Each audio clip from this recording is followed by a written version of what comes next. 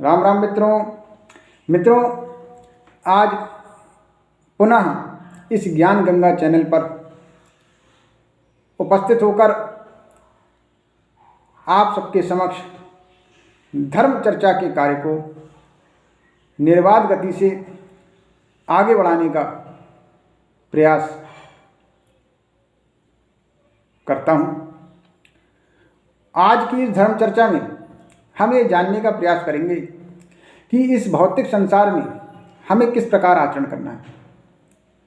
हमारे भगवान श्री कृष्ण ने, जो हमारे आराध्य हैं, उन्होंने हमें यह निर्देश दिए हैं, भगवद गीता के माध्यम से मार्गदर्शित किया है हमें और बताया है कि हमें इस भौतिक संसार में किस प्रकार रहना है।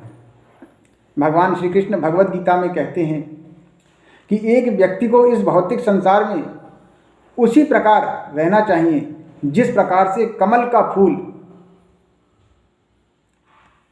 दलदल में रहता है। कमल का फूल दलदल में रहता तो है, किंतु दलदल से लिप्त नहीं होता। तो ऐसे ही हमें भी भगवान ने सुंदर शरीर जो दिया है, इस सुंदर शरीर से हमें सुंदर कृत्य करने चाहिए, अच्छे कार्य करना चाहिए। श्री रामचरितमानस में गोस्वामी तुलसीदास जी कहते हैं कि उपजहि एक संग जगमाही, जलज जोंक जिन गुण बिलगाही, सुधा सुरा सुर साधु असाधु, और जनक एक जड़ जलद अगाधु। गोस्वामी जी बताते हैं कि इस संसार में सज्जन और असज्जन दोनों ही प्रकार के लोग पाए जाते हैं। लेकिन सज्जन व्यक्ति जो है, उसका काम क्या है? उसका काम है हमेशा अच्छे कार्य करना, लोगों की भलाई करना, लोगों को मार्गदर्शित करना, धर्म के कार्यों की ओर प्रेरित करना, लोगों को समाज के कल्याण के लिए काम करना। जिस प्रकार से चंदन का वृक्ष, उस पर अनेक प्रकार के सर्प लिपटे हुए होते हैं, लेकिन चंदन अपनी शीतलता को छोड़ता नहीं है। उसी प्रकार से हमारा भी यह कर्तव्य है कि हमें हमेशा सात्विक गुणों को धारण करना है। इस समाज में हमें उसी प्रकार रहना है जैसे भगवान ने हमें निर्देशित किया है।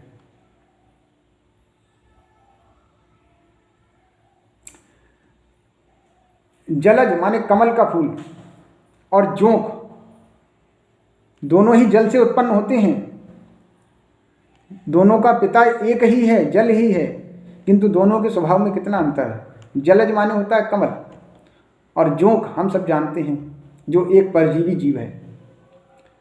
कमल का फूल कोई व्यक्ति अगर हाथ में लेता है तो उसे प्रसन्नता का अनुभव होता है, और वहीं यदि जोंक किसी व्यक्ति के शरीर से चिपक जाती है तो वह उसको कष्ट पहुंचाने लगती है। इसी प्रकार से अमृत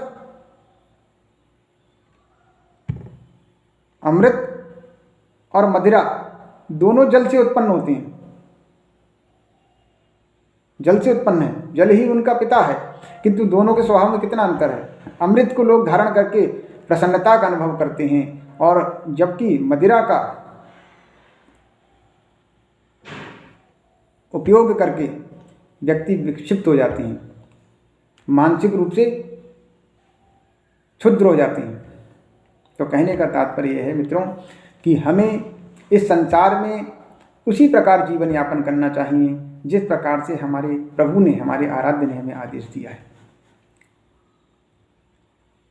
मित्रों, यह भौतिक संसार में हमें हमेशा ही सुंदर कृत्य करना चाहिए जिस प्रकार से हमारे प्रभु श्री राम जी ने किए। यहाँ तक कि परमपिता परमात्मा ने स्वयं आचरण करके हमें दिखाया है। तो हमारा कर्तव्य है कि हम ईश्वर द्वारा प्रदत्त मार्ग पर, बताए गए मार्ग पर चलें, ताकि हम सबकी भलाई हो, सबकी उन्नति हो और संसार में हम उसी प्रकार आचरण करें जो आचरण सर्वजन हिताय हो, सबकी भलाई के लिए हो। भगवान श्री कृष्ण स्वयं परब्रह्म परमात्मा हैं और हम उनके आचरण से भी प्रेरणा ले सकते हैं,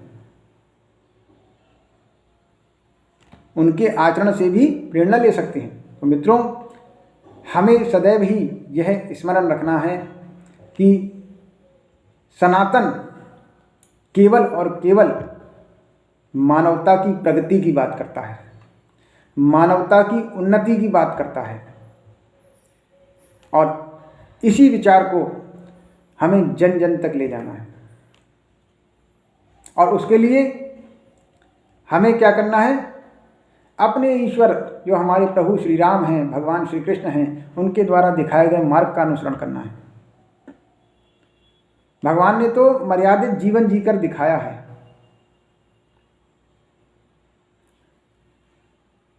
आप ये देखिए कि जिस महापुरुष के युवराज पद की घोषणा हो जाती है, सबको पता चल जाता है कि कल भगवान श्री राम जी का राज्याभिषेक होगा, सारी तैयारियां हो जाती हैं। अयोध्या नगरी को तरह तरह के पुष्पों से सजाया जाता है। समस्त नगरवासी खुशी और हर्ष का वातावरण का अनुभव कर रहे होते हैं और अचानक भगवान श्री राम जी को एक आदेश सुनने को मिलता है कि आपको वन जाना है 14 वर्षों के लिए। तब उस क्षण को आप अपने ऊपर रखकर सोचिए कि भगवान ने कितनी बड़ी मर्यादा का पालन किया है कि जैसे ही भगवान को माँ की आज्ञा हुई, भगवान ने तत्काल वत्कल वस्त्रों को धारण किया और वन की ओर चले गए। आप कल्पना कीजिए अपने ऊपर उस चीज की, कितना बड़ा त्याग है, कितनी बड़ी मातृ और पितृ भक्ति है। तो मित्रों, ऐसे ईश्वर के जिन्होंने हमेशा हमें सत्कार्यों की ओर प्रेरित किया है, अच्छे विचारों की ओर प्रेरित किया है, उनके आदर्शों को हमें अपने जीवन में उतारना है और हर चीज में उतारना है। भोजन में भगवान श्री राम जी के द्वारा दिखाई गई मर्यादाओं का पालन करें, वस्त्र धारण में भगवान जी के द्वारा दिखाई गई मर्यादाओं का पालन करें। हर कार्य में, भौतिक जीवन के हर कार्य में प्रभु ने जो मर्यादा दिखाई गई है उसी का ही अनुसरण करें और तब हमारी ईश्वर के प्रति सच्ची निष्ठा और सच्ची श्रद्धा होगी।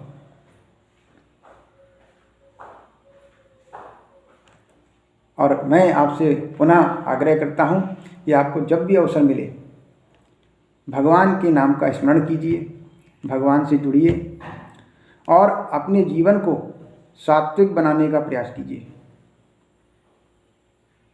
सात्विक जीवन में जो आनंद है मित्रों, वो कहीं नहीं है। आप एक बार इस मार्ग पर चलकर तो देखिए कि आपको कितना चमत्कारी लाभ और परिवर्तन प्राप्त होता है। इस ज्ञान गंगा चैनल का उद्देश्य केवल और केवल आपकी प्रगति है। तो मित्रों, मैं आशा करता हूं कि आप अपने जीवन को सुंदर बनाने के लिए निरंतर प्रयत्नशील रहेंगे और हर दिन अच्छा काम करेंगे। इसी आशा के साथ राम राम मित्रों।